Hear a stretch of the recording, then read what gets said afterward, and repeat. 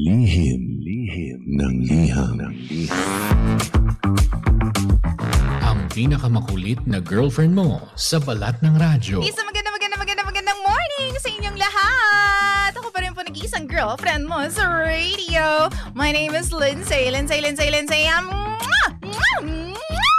Makulit pero may puso, handang makinig sa mga kwento mo. Alam mo, feeling ko kailangan mo na siyang iwan kasi it doesn't make sense.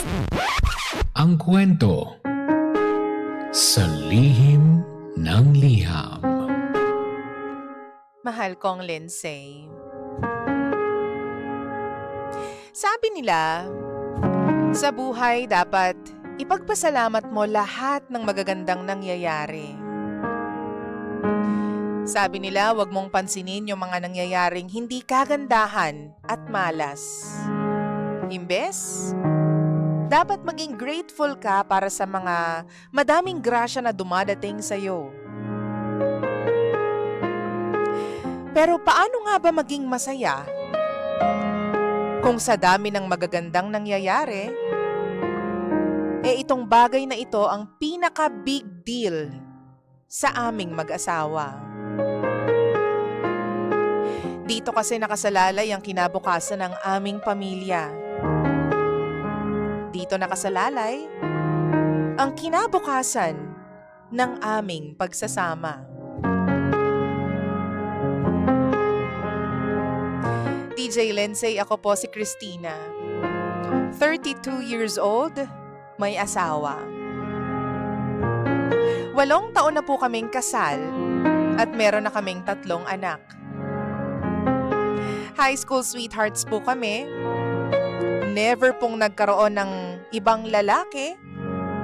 Siya rin naman, never nagkaroon ng ibang babae. Kung tatanungin niyo po ako kung mabuting asawa ba siya? Oo. Sobra. Hindi babaero at hindi rin palainom. Trabaho at bahay lamang ang buhay niya. Ang problema lang, na-stuck siya sa dead end na trabaho. Hindi kami naghihirap, pero DJ Lindsay, hindi rin kami maluwag pagdating sa pera. Kaya ako kung ano-ano na lang ang ginagawa ko para makatulong. Minsan nagbebenta online, minsan reseller ng kung ano-ano. Kung may racket sa social media, pinapasok ko na rin. Ayoko rin po kasi nang nakaupo lamang sa bahay. 3 na yung anak namin at lahat natural birth. Puyat po ako palagi sa pag-aalaga sa mga bata. Breastfeeding din po ako para makatipid kami sa gatas. TJ Lindsay, sa hirap po ng buhay, alam ko sa sarili ko na hindi na ako yung dating sexy na girlfriend nung high school ng asawa ko. Hindi na ako yung babaeng nagpapaganda nung college. May stretch marks, lumapad ang balakang, at palaging haggard o pagod ang mukha. Pero okay lang sa akin.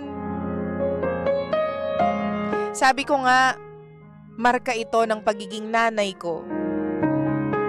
Mahal na mahal ko ang mga anak ko. Ang hindi ko alam, hindi pala okay sa asawa ko. Ilang gabi na po ang nakakaraan, birthday ng best friend niya. Nag-inuman sila. Hinintay ko siyang matapos kasi ako po ang magdadrive pa uwi. Nung nasa sasakyan na kami, ramdam ko yung pagkalasing niya. Tahimik lamang kami nung una, tapos bigla siyang nagsalita. Sabi sa akin ng mister ko,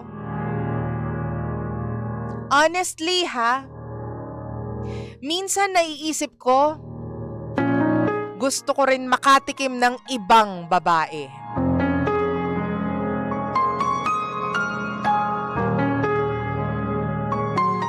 Parang may nag-crack sa dibdib ko nung marinig ko yun. Akala ko nagbibiro lang siya. Pero kilala ko ang asawa ko. Alam kong hindi yun biro. Hindi ako nakasagot agad sa kanya. Ang daming pumasok sa isip ko, DJ Lindsay. Ganun na ba ako kapangit?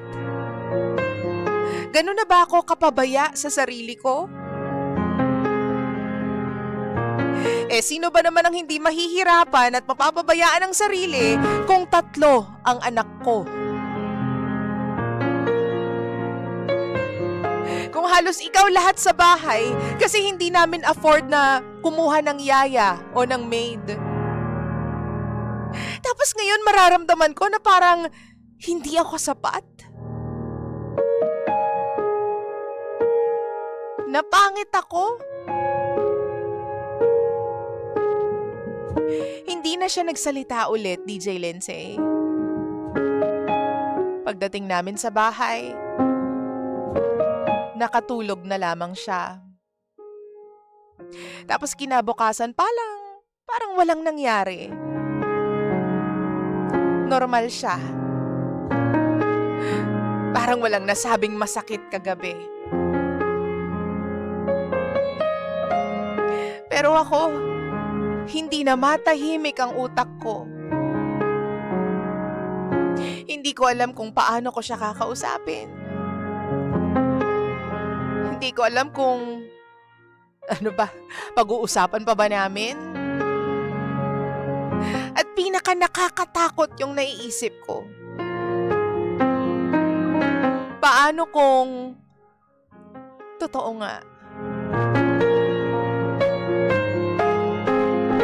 Minsan naiisip ko, what if pagbigyan ko siya?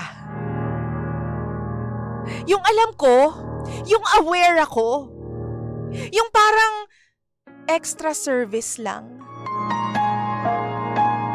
At least alam ko kung saan siya pupunta. At least mababantayan ko siya. At least payag ako. Kesa naman sa pigilan ko siya. Tapos magkakaroon lamang siya ng iba. Magkakaroon ng kabit. Tapos baka mamaya mahalin niya pa yung babaeng yun.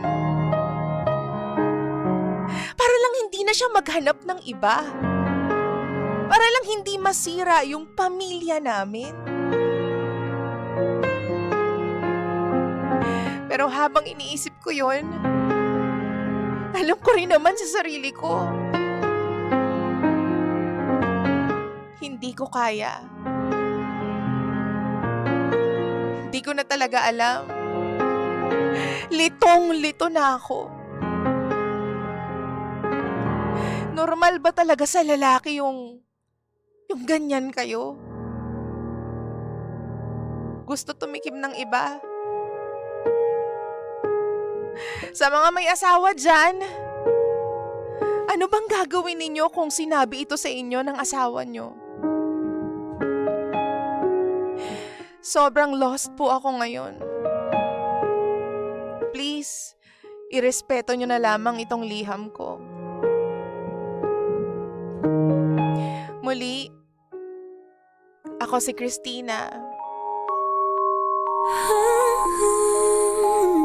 At ito ang lihim ng aking liham.